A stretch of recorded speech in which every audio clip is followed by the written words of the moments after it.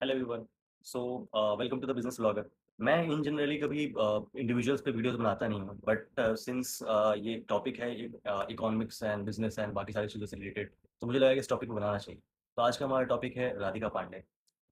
It is very sad to say that she is no more and she was 46 years and कुछ liver issues की वजह से उनका sudden death हो गया। एंड उनके बारे में बात करना इसलिए ज़रूरी है क्योंकि उन्होंने बहुत प्रभावशाली काम किया है हमारे इंडियन इकोनॉमी के ऊपर, एंड बहुत बड़ी इकोनॉमिस्ट थी वो इंडिया की at the age of 46।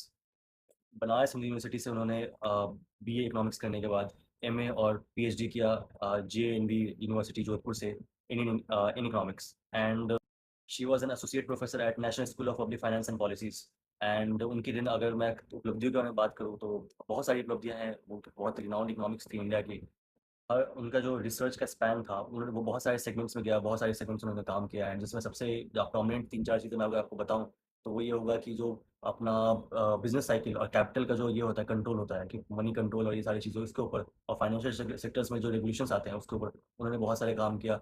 And उन और इससे पहले वो जोधपुर के लॉ इंस्टीट्यूट में प्रोफेसर थी। एंड उनकी उपलब्धियों का अगर मैं बात करने जाऊँ तो बहुत सारी हैं इंडियन इकोनॉमिक्स और पॉलिसीज़ में।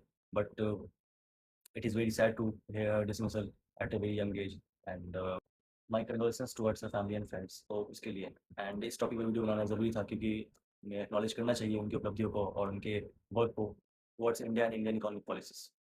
Thank you so much.